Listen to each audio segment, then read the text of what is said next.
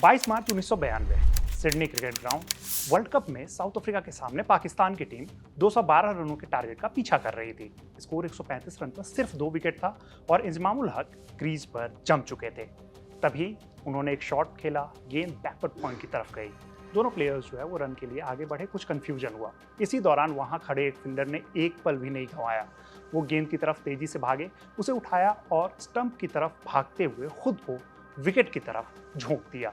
Fielder के हाथ से बॉल जो है सीधा स्टंप पे जाके लगी और इंजमामुल हक रन आउट हो गए। उस एक डाइव ने उस फील्डर को दुनिया भर में मशहूर कर दिया। नाम समझ ही गए होंगे, अगर आपने हाइलाइट्स देखा होगा तो आपको पता होगा कि ये फील्डर कौन था। दुनिया के सबसे बेहतरीन फील्डर्स में इसका नाम जॉन्टी रोड्स। लेकिन बचपन में फुटबॉल और हॉकी को पसंद करने वाला ये लड़का कैसे क्रिकेट का सबसे मशहूर फील्डर बन गया, आइए पूरी कहानी जानते हैं। नमस्कार, मेरा नाम है रविराज और हम आपको जॉन्टी रोड्स का पूरा किस्सा सुनाने जा रहे हैं।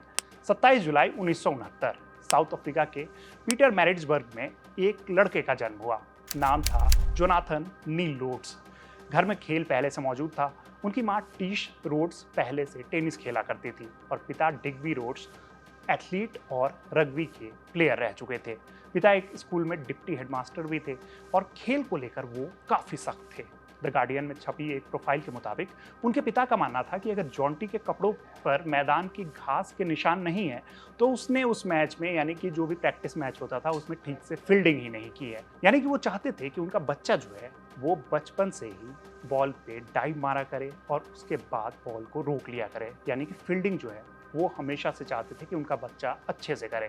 बचपन से ही जॉन्टी को मैदान पर गिरने, भागने और गेंद के पीछे भागने में कोई भी परेशानी नहीं थी। लेकिन बचपन में क्रिकेट जॉन्टी रोड्स का पहला प्यार नहीं था। उन्हें फुटबॉल ज़्यादा पसंद था। वो केविन कीगन और पेले को अपना हीरो मानते थे और उनका सपना था कि कभी इंग्लैंड जाकर वो फुटबॉल खेलेंगे। यानी कि उनका सपना था कि वो इंग्लिश प्रीमियर लीग में फुटबॉलर बनेंगे। स्कूल के दिनों में वो एक बेहतरीन फुटबॉलर के तौर पर जाने जाते थे। वो कई मैचेस में गोल किया करते थे। बाद में यही फुर्ती उनके हॉकी में भी काम आई। उन्होंने क्रिकेट के साथ हॉकी खेलना शुरू किया और जल्द ही साउथ अफ्रीका की नेशनल हॉकी टीम तक पहुंच गए। 1996 में उन्हें अटलांटा ओलंपिक के लिए ट्रायल देने का मौका भी मिला, लेकिन हैमस्ट्रिंग की चोट ने उनका ये सपना खत्म कर दिया। यानी क्रिकेट में आने से पहले ही जॉन्टी रोड्स एक गंभीर एथलीट बन चुके थे, जो कि दूसरे स्पोर्ट्स भी खेला करते थे। जॉन्टी की जिंदगी में एक और मुश्किल बहुत छोटी सी उम्र में आ गई। उन्हें 6 साल की उम्र में ही माइल्ड एपिलेप्सी की समस्या हुई। उस समय परिवार को भी नहीं पता था कि आगे इसका असर क्या होगा। बीमारी की वजह से उनके माता पिता उन्हें रग्बी खेलने की इजाज़त नहीं देते थे, क्योंकि चोट लगने का खतरा उस गेम में ज़्यादा था। लेकिन जॉन्टी ने खेलना नहीं छोड़ा। वो दूसरे खेलों में जाते रहे, भागते रहे और मैदान पर खुद को आजमाते रहे। बाद में यही लड़का दुनिया के सबसे फिट और फुर्तीले क्रिकेटर्स में गिना गया। उनकी कहानी सिर्फ क्रिकेट में सफलता की नहीं थी। उन्होंने ये भी दिखाया कि बचपन की मुश्किलें किसी प्लेयर की पूरी जिंदगी तय नहीं करती है। क्रिकेट में भी उनका सफर कोई चमत्कार की तरह शुरू नहीं हुआ था। अंडर 13 के एक लोकल टूर्नामेंट में उन्होंने शतक जरूर बनाया, लेकिन बल्लेबाजी के आंकड़े उन्हें बाकी प्लेयर्स से अलग नहीं बनाते थे। यानी कि वो कोई बहुत ही ज़्यादा खास बल्लेबाजी नहीं किया करते थे। असली फर्क उनकी फील्डिंग में था। 1987 में वो साउथ अफ्रीकी स्कूल्स टीम में वाइस कैप्टन थे, जिस टीम के कप्तान हैंसी क्रोनिये थे। 1988-89 में नटाल के लिए फर्स्ट क्लास डेब्यू किया उन्होंने और पहली ही पारी में उन्होंने शतक बना दिया। फिर भी उस समय बड़े बल्लेबाज नहीं माने जाते थे। उनका नाम इसलिए आगे आया क्योंकि वो तेजी से रन बना सकते थे और फील्डिंग में भी बाकी प्लेयर्स से अलग दिखाई देते थे। यही दो खूबियां उन्हें 1992 के वर्ल्ड कप तक लेकर गई। लेकिन 1992 वर्ल्ड कप में जॉन्टी रोड्स का नाम सिर्फ साउथ अफ्रीका की टीम में चुने जाने से मशहूर नहीं हुआ। पाकिस्तान के खिलाफ जिस मैच की हमने पहले बात की थी, वो एक ऐसा काम करने वाले थे जिसे क्रिकेट की सबसे यादगार तस्वीरों में अभी भी गिना जाता है। पाकिस्तान को उस मैच में 212 रनों का टारगेट मिला था और टीम 135 रन पर सिर्फ 2 विकेट गंवाकर खेल रही थी। यानी कि ऐसा लग रहा था कि पाकिस्तान आसानी से इस मैच को जीत जाएगा। इसी दौरान इंजमामुल हक ने एक शॉट खेला था। वो रन के लिए आगे बढ़े, लेकिन नॉन स्ट्राइक पे खड़े इमरान खान ने उन्हें वापस भेज दिया।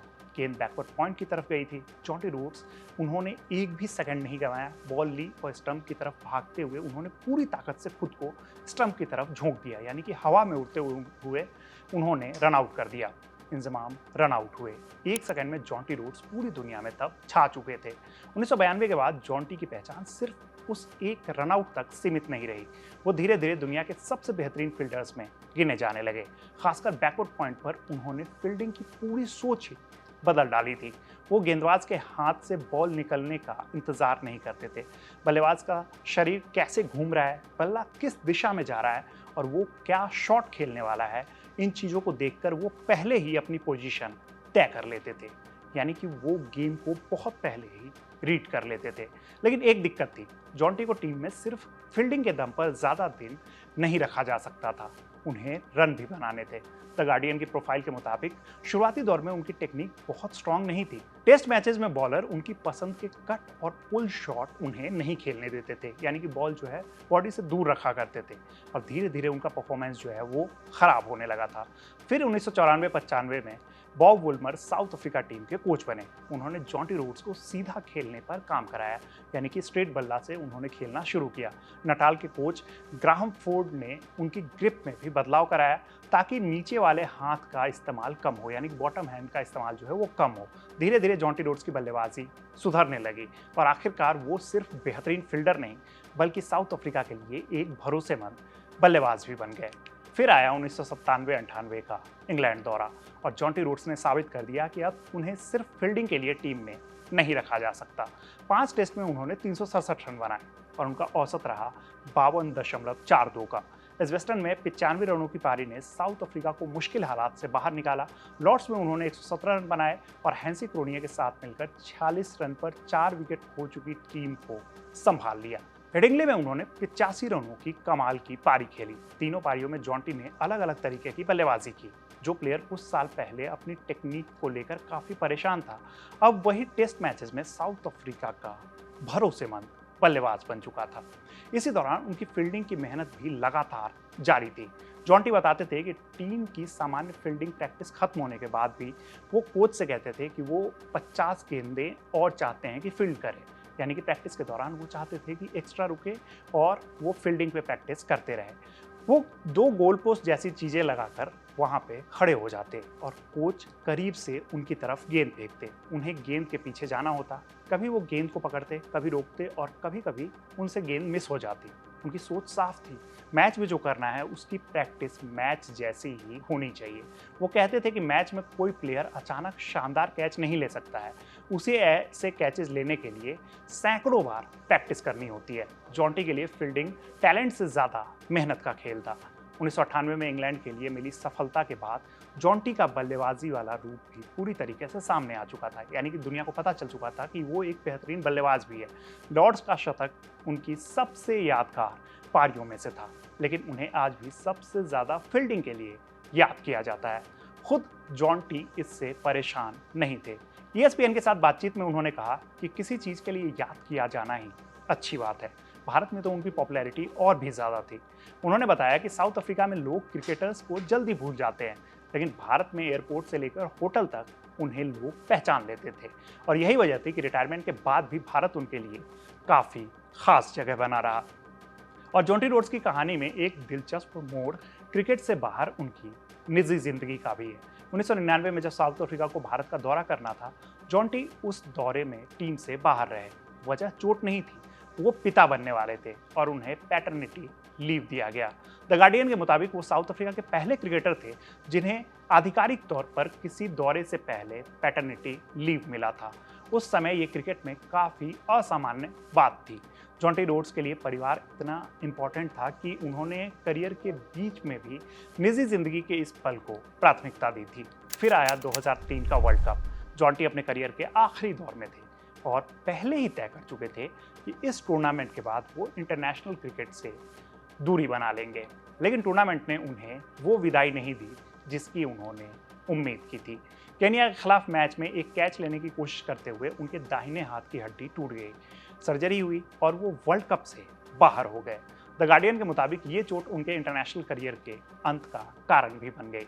जॉन्टी ने बाद में इसे अनफॉर्चुनेट ज़रूर माना, लेकिन ये भी कहा कि उन्होंने जितना भी क्रिकेट खेला है उससे शिकायत करने की कोई भी वजह नहीं रह जाती है। 4 वर्ल्ड कप और 245 वनडे उनके लिए अपने आप में बड़ी उपलब्धि थी।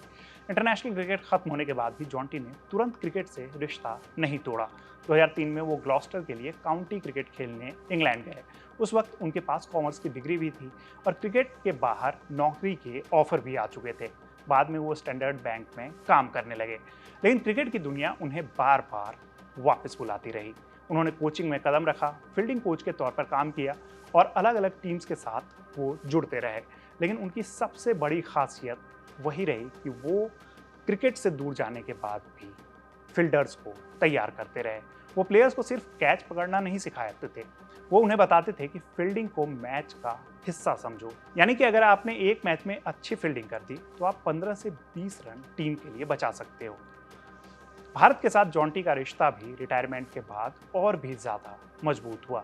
प्लेयर रहते हुए उनका ज़्यादातर समय एयरपोर्ट, होटल और क्रिकेट के मैदान तक सीमित रहता था, लेकिन बाद में उन्होंने भारत को करीब से देखना शुरू किया। उन्होंने बताया कि वो भारत में मोटरसाइकिल लेकर घूमते थे और अलग अलग जगहों का खाना और कल्चर समझने की कोशिश करते थे। उन्हें भारत की विविधता ने खास तौर पर प्रभावित किया। उनकी पत्नी योगा टीचर हैं और भारत आने के बाद जॉन्टी ने यहाँ की स्पिरिचुअलिटी और खान पान को करीब से महसूस किया है। जिस देश में कभी वो सिर्फ क्रिकेट खेलने आते थे, उसी देश से रिटायरमेंट के बाद उनका एक अलग सा रिश्ता बन गया। आज जॉन्टी रोड्स को याद करने के लिए उनके आंकड़े सिर्फ काफ़ी नहीं है। 52 टेस्ट में उन्होंने 2532 रन और 245 वनडे में 5935 रन बनाए, लेकिन उनकी असली पहचान उस फील्डिंग से बनी जिसने क्रिकेट में एक नई सोच पैदा कर दी। उन्होंने दिखाया कि एक फील्डर सिर्फ गेंद को रोकने वाला प्लेयर नहीं होता है, वो अपनी फील्डिंग से मैच का रुख भी बदल सकता है। उन्होंने बैकवर्ड पॉइंट को एक ऐसी जगह बना दिया जहां बल्लेबाज को हर गेंद पर खतरा महसूस होने लगा था। और सबसे खास बात ये कि जॉन्टी खुद मानते थे कि वो सबसे ज़्यादा टैलेंटेड प्लेयर नहीं थे, वो बस अपने काम से प्यार करते थे और बाकी प्लेयर्स से ज़्यादा मेहनत करने को तैयार रहते थे। और यही वजह है कि आज भी जब भी कोई गली क्रिकेट में भी अच्छी फील्डिंग करता है तो उसे कहा जाता है कि आप जॉन्टी रोड्स तो नहीं हो। तो ये थी जॉन्टी रोड्स की कहानी। ये कहानी आपको कैसी लगी हमें कमेंट बॉक्स में ज़रूर बताइएगा। मेरा नाम है रविराज। इस वीडियो को शूट किया है अली ने। देखते रहिए कड़क। धन्यवाद।